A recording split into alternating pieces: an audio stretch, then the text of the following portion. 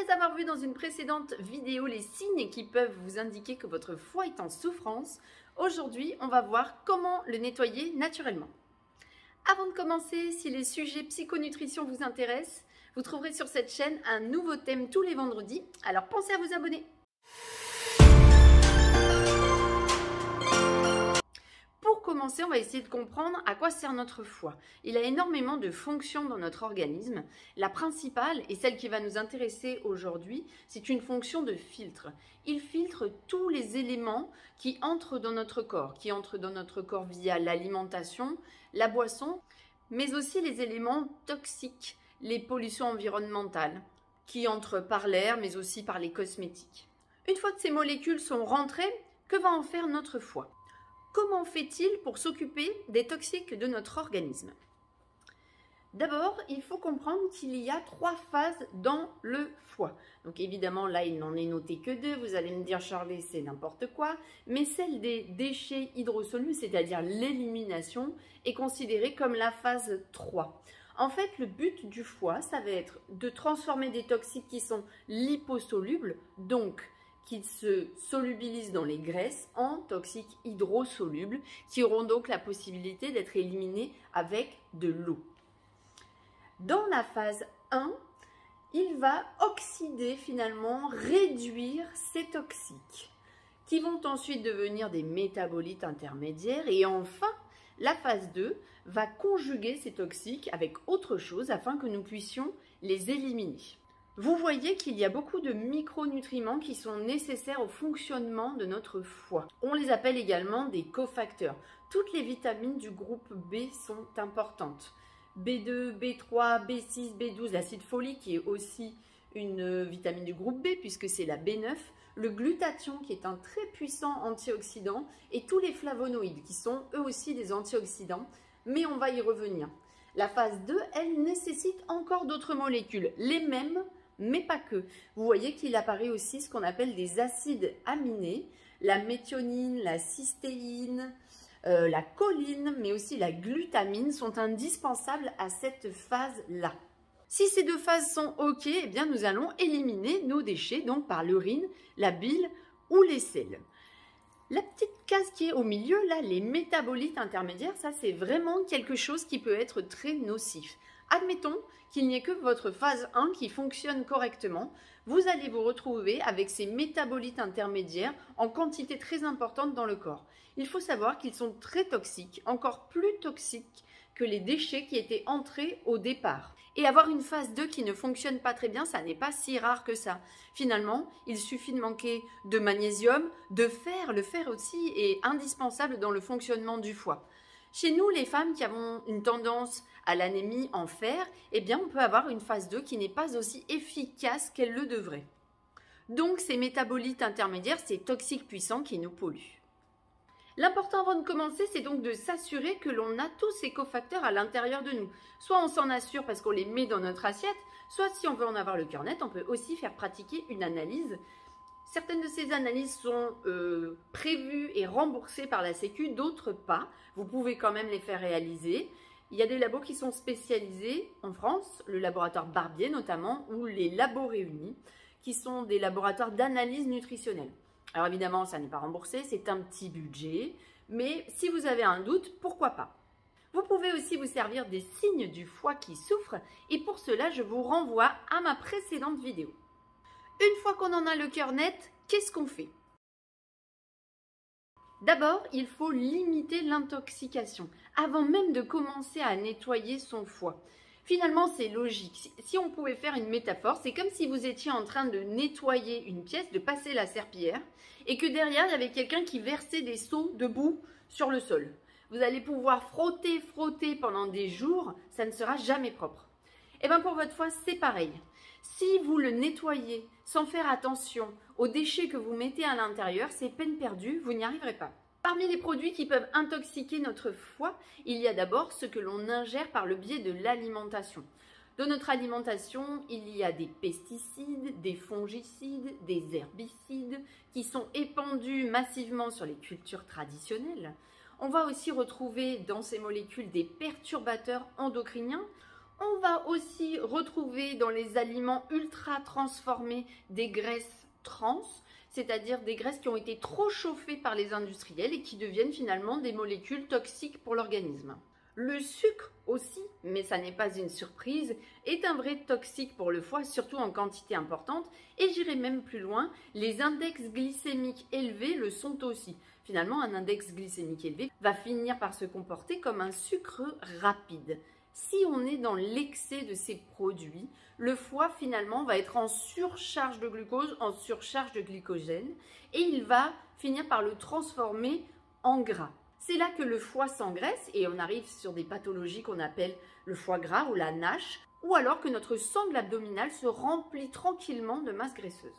Dans ce que l'on peut ingérer, faites aussi attention à l'alcool. Alors ça pareil, c'est extrêmement connu. La molécule d'alcool, l'éthanol, est quelque chose d'assez toxique que le foie doit traiter.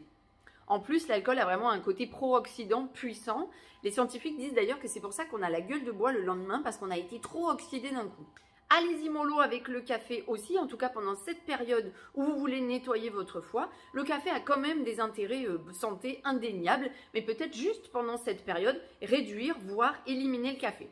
Dans notre quotidien, il y a aussi de petites molécules très toxiques que l'on appelle les perturbateurs endocriniens. Comme leur nom l'indique, elles ont la capacité de venir interférer et modifier notre système hormonal. On va les trouver dans nos produits ménagers, par exemple, mais aussi dans nos cosmétiques ou dans notre alimentation. Je vais très bientôt y consacrer un contenu entier parce que ça vaut vraiment la peine d'y passer un petit moment. Mais dans un premier temps, si vous voulez détecter là où elles se trouvent, il y a des petites applis qui sont hyper bien faites. Vous avez notamment l'appli qui s'appelle Quel produit, qui était Quel cosmétique avant, de l'UFC Que Choisir, qui est gratuite et qui est très exhaustive sur le sujet. J'oubliais, dans l'alimentation aussi, ce qui va avoir cet effet toxique, ce sont les fritures. La glycation, c'est-à-dire la réaction de Maillard, tout ce qui est grillé, très cuit, frit. La friture, il y a les deux. Il y a la réaction de Maillard, en fait, c'est une réaction entre un glucide et une protéine qui va donner ce qu'on appelle la caramélisation. Truc qu'on adore au niveau du goût, mais que notre corps n'aime pas du tout. Donc, limitez les aliments frits. Les médicaments sont aussi une cause de surcharge hépatique. D'ailleurs, il existe même des hépatites médicamenteuses. Donc, évidemment, il y a des médicaments que l'on est obligé de prendre quand on a des pathologies qui le nécessitent. Là, c'est peut-être mettre le point sur les médicaments qu'on pourrait appeler de confort. Je sais qu'il y a des patients qui ont l'habitude de prendre un Doliprane fréquemment ou un Aspégique. Voilà, peut-être faire en tout cas durant cette période-là attention à ces petites prises. Enfin, dans les causes qui vont potentiellement envoyer des toxiques à votre foie, il y a toute la sphère intestinale. Dans l'intestin, on va pouvoir retrouver notamment la candidose, le candida albicans, qui quand elle est là en trop grande quantité, va fabriquer des métabolites. En fait, ce sont des déchets qu'elle fabrique et que le foie va devoir traiter, qui sont assez toxiques.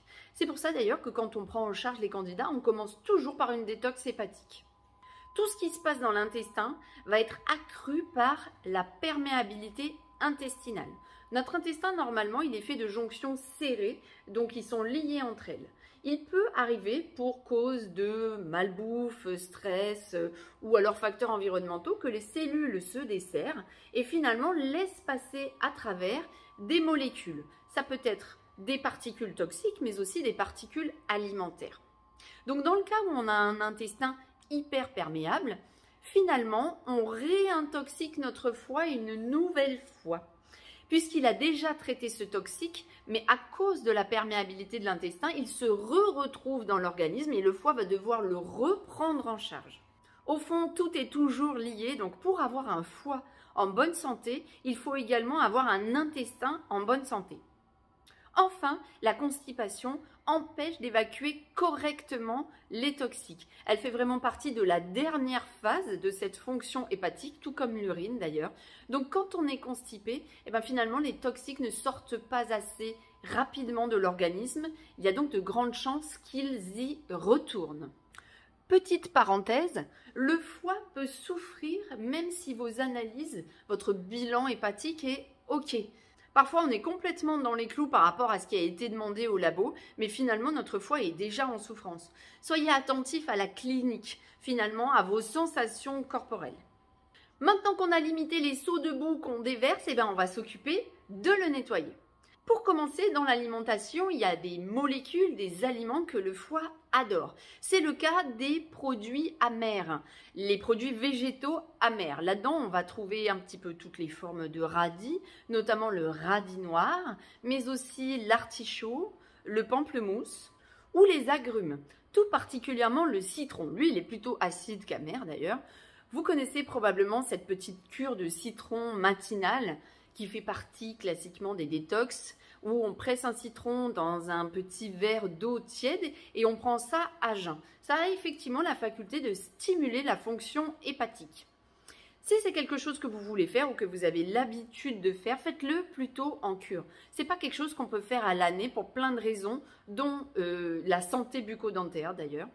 Une cure hépatique, elle doit faire au moins 21 jours, puisque vos cellules hépatiques mettent 21 jours à se renouveler, mais elle ne doit pas excéder 6 semaines. Parmi les aliments qu'il adore, il y a aussi les crucifères, toute la famille des choux, mais aussi le brocoli. Si vous n'êtes pas fan de tout ce que je viens de citer, sachez que ça existe aussi en ampoule, notamment en gélule, mais c'est un peu moins efficace. En ampoule, dans les magasins bio, on trouve ça très bien. Par contre, si vous souffrez d'hypothyroïdie, qu'elle soit traitée ou pas, faites attention à ces produits, à tous ceux que je viens de citer, parce que finalement, ils ont tous un pouvoir goitrigène.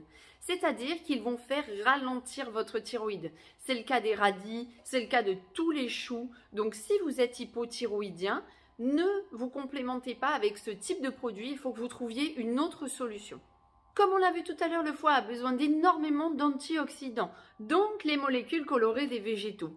Il y en a qui l'adorent tout particulièrement. Ce sont les antioxydants de la betterave, mais aussi des fruits rouges, du curcuma, de l'ail, du thé vert, du chocolat très noir et enfin de l'avocat, car l'avocat permet la synthèse du glutathion.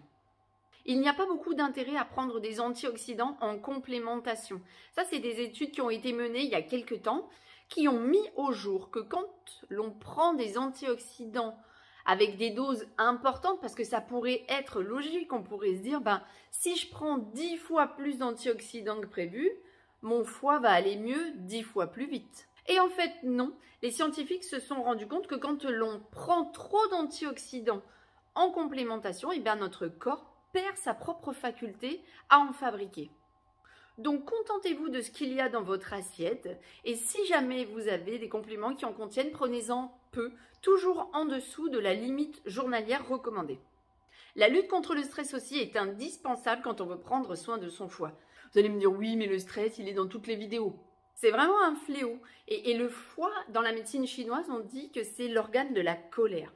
Donc, si votre stress est lié à la colère, à la frustration, à la rancœur, sachez que ça le surcharge énormément. Ça nous amène au point suivant.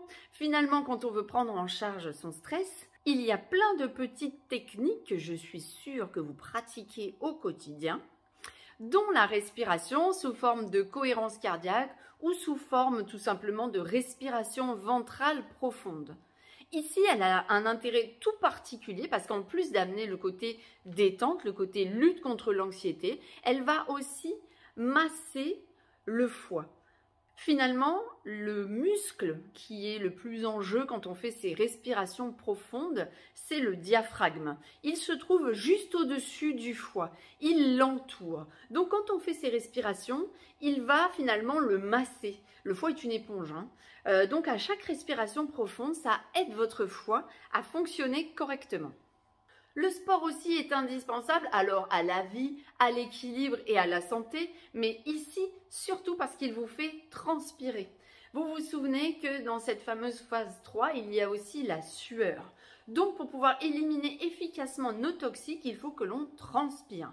On n'est pas obligé de faire un marathon, mais même si on pratique des sports qui sont doux, la marche, on peut peut-être essayer de se challenger un petit peu et pendant 15, 30 secondes ou alors même 1 minute, on marche vite, on marche le plus vite qu'on peut, puis on revient à un rythme qui est doux et normal. Ça s'appelle de l'entraînement fractionné. C'est très intéressant pour votre métabolisme et en plus ça permet d'être essoufflé et donc de transpirer un peu plus. Bien sûr, pour éliminer tout ça, il faut de l'eau. Il faut être extrêmement bien hydraté. Comme image, on peut aussi trouver peut-être une rivière. Vous voyez, une rivière qui est complètement asséchée. Et puis les gens ont jeté plein de trucs. On voit plein de petits déchets, des petits bouts de plastique, des canettes. Et finalement, quand on fait réarriver de l'eau dans la rivière en quantité suffisante, eh ben ça la nettoie. Tous les déchets, finalement, s'évacuent de la rivière. Hélas, la Terre n'a pas comme nous un système d'évacuation. Alors profitons d'une autre et de la chance qu'on a. Le jeûne intermittent est aussi utile dans le nettoyage du foie. Il peut être pratiqué même en dehors de cette période-là. C'est une pratique assez intéressante pour la santé, quoi qu'il en soit. Et dans notre cas présent, ça met un peu en pause le système digestif et donc le système de filtration. Vous n'amenez pas de toxiques pendant cette période-là. Vous n'amenez pas non plus d'aliments, donc pas de glucides que le foie va devoir traiter et transformer. Le jeûne intermittent, ça peut se pratiquer au quotidien. Il y en a qui le font, c'est-à-dire on enlève un repas de notre journée. Le plus simple, c'est souvent d'enlever soit le petit-déj, soit le dîner. Ça peut aussi se pratiquer de temps à autre quand on fait de la détox ou quand on a eu un gros repas la veille. Enfin, dernier petit tips, le foie adore la chaleur. Sa température idéale, c'est environ 45 degrés. Donc, si vous voulez l'aider, vous pouvez appliquer une petite bouillotte dessus. Voilà! J'espère que la vidéo vous a plu. Si c'est le cas, n'hésitez pas à mettre un petit like, à la partager avec d'autres si vous pensez qu'elle peut aider quelqu'un, à vous abonner, mais ça je crois que vous avez compris. Et on se retrouve vendredi prochain.